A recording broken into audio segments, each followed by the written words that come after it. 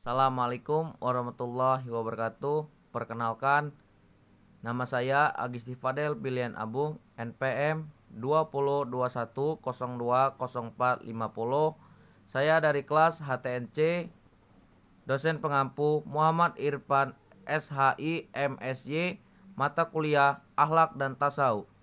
Saya di sini ingin mempresentasikan makalah saya yang berjudul Awal Mula dan Tujuan Manusia Diciptakan. Yang pertama A. Asal-usul penciptaan manusia.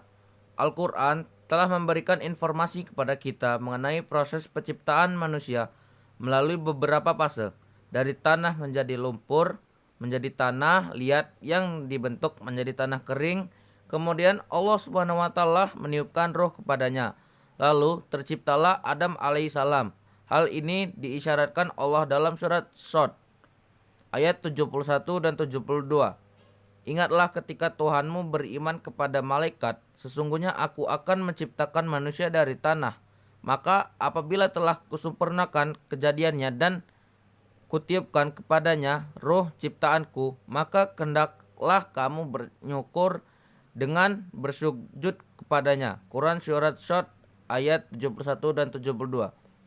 Perhatikan juga firman Allah dalam surat Al-Hijr ayat 28 dan 29. Dan ingatlah ketika Tuhanmu berfirman kepada para malaikat, sesungguhnya aku akan menciptakan seorang manusia dari tanah liat kering yang berasal dari lumpur hitam yang diberi bentuk.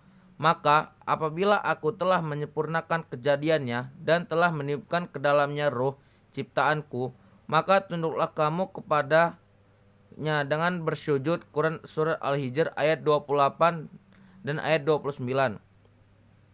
Dalam Al-Quran, kata ruh, ar-ruh mempunyai beberapa arti pengertian. Pengertian ruh yang disebutkan dalam ayat-ayat yang menjelaskan penciptaan Adam alaihissalam adalah ruh dari Allah Subhanahu wa taala yang menjadikan manusia memiliki cenderungan pada sifat-sifat luhur dan mengikuti kebenaran. Hal ini yang kemudian menjadikan manusia lebih unggul dibanding seluruh makhluk yang lain. Karakteristik ruh yang berasal dari Allah ini menjadikan manusia cenderung untuk mengenal Allah Subhanahu wa taala dan beribadah kepadanya, memperoleh ilmu pengetahuan dan menggunakannya untuk kemakmuran bumi serta berpegang pada nilai-nilai luhur dalam perilaku baik secara individual maupun sosial. Manusia layak menjadi khalifah Allah Subhanahu wa taala. Ruh dan materi yang terdapat pada manusia itu tercipta dalam satu kesatuan yang saling melengkapi dan harmonis. Dari perpaduan keduanya ini terbentuklah diri manusia dan kepribadian dengan memperhatikan esensi manusia dengan sempurna. Dari perpaduan dua unsur tersebut, ruh dan materi, kita akan dapat memahami kepribadian manusia secara akurat. Kemudian dalam ayat lain juga disebutkan mengenai permulaan penciptaan manusia yang berasal dari tanah. Hai manusia, jika kamu dalam keraguan tentang kebangkitan dari kubur, maka ketahuilah, sesungguhnya kami telah menjadikan kamu dari tanah, kemudian dari setetes mani, kemudian dari segumpal darah, kemudian dari segumpal daging yang sempurna, kejadian yang tidak sempurna agar kami jelaskan kepada kamu dan kami tetapkan dalam rahim apa yang kami kendaki sampai waktu yang sudah ditentukan. Kemudian kami keluarkan kamu sebagai bayi, kemudian dengan mengangsur-angsur kamu sampailah kepada kedewasaan. Dan di antara kamu ada yang diwafatkan, dan ada pula di antara kamu dipanjangkan umurnya sampai pikun, supaya dia mengetahui lagi sesuatu pun yang dahulunya telah diketahuinya. Dan kamu lihat bumi ini kering, kemudian apabila telah kamu turunkan air di atasnya, hiduplah bumi itu dan suburlah dan menumbuhkan berbagai macam tumbuh-tumbuhan yang indah. Quran surat Al-Hajj ayat 5. Dan tujuan manusia diciptakan ini ada dua, yaitu yang pertama, manusia sebagai abdillah. Kita hidup di dunia ini tidak semata-mata untuk bersenang-senang, berpoya-poya, dan melakukan hal-hal di luar norma yang sudah Allah Subhanahu wa taala gariskan. Tidak tahu bahwa nanti kita akan memasuki alam akhirat dan tidak tahu akan ada hari pembalasan. Padahal kita hidup di dunia ini yaitu untuk mengabdi atau beribadah kepada Allah Subhanahu wa taala sesuai dengan firman Allah. Quran surat Az-Zariyat ayat 56. Dan aku tidak menciptakan jin dan manusia melainkan supaya mengabdi kepadaku. Quran surat Az-Zariyat ayat 56. Manusia dan jin diperintahkan menyembah Allah Subhanahu wa taala, wajib tunduk pada peraturan Allah Subhanahu wa taala. Mereka dijadikan atas kehendaknya, tidak seorang pun yang dapat memberikan manfaat atau mendatangkan mudarat karena semuanya adalah dengan kehendak Allah Subhanahu wa taala. Allah Subhanahu wa taala berfirman dalam Al-Qur'an surat At-Taubah ayat 31. Tidaklah mereka itu diperintahkan untuk menyembah Tuhan yang esa.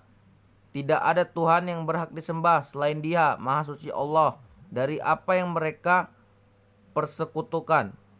Yang kedua itu manusia sebagai khalifah atau pemimpin. Nabi Adam alaihissalam diturunkan ke bumi ini menjadi pemimpin yang mengelola bumi. Karena manusia makhluk yang sempurna, buktinya dengan kemajuan dilahirkan oleh manusia baik dari segi ilmu pengetahuan, teknologi yang semakin canggih. Manusia juga sebagai pemimpin bagaimana mengatur kestabilan kehidupan dunia supaya aman, damai, dan sejahtera. Allah Subhanahu wa taala berfirman dalam surat Al-Baqarah ayat 30. Ingatlah ketika Tuhanmu berfirman kepada para malaikat, sesungguhnya aku hendak menjadikan seorang khalifah di muka bumi. Mereka berkata, mengapa engkau menjadikan khalifah di bumi ini? Di bumi itu orang yang akan membuat kerusakan padanya dan menumpahkan darah, padahal kami senantiasa bertasbih dengan memuji engkau dan mensucikan engkau Tuhan. Tuhan berfirman, sesungguhnya aku mengetahui apa yang tidak engkau ketahui. Dan dalam surat Al-A'raf ayat 12 Allah berfirman, apa yang menghalangimu untuk bersujud kepada Adam di waktu aku menyuruhmu? Menjawab iblis, saya lebih baik daripadanya. Engkau ciptakan saya dari api, sedangkan dia engkau ciptakan dari tanah.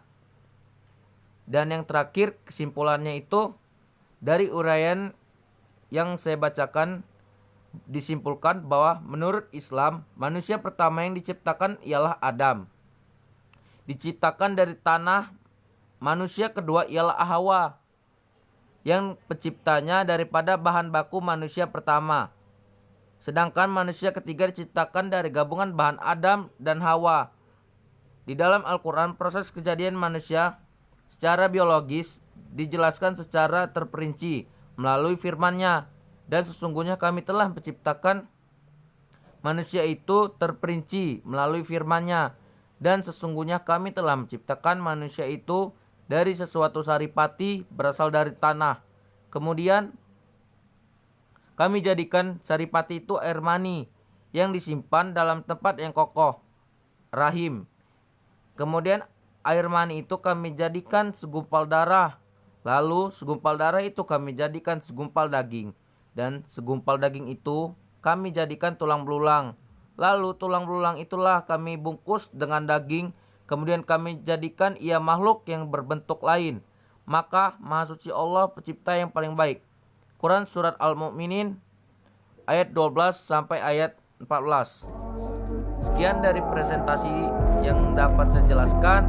Kurang lebihnya saya mohon ampun. Wabillahi taufik wal hidayah. Wassalamualaikum warahmatullahi wabarakatuh.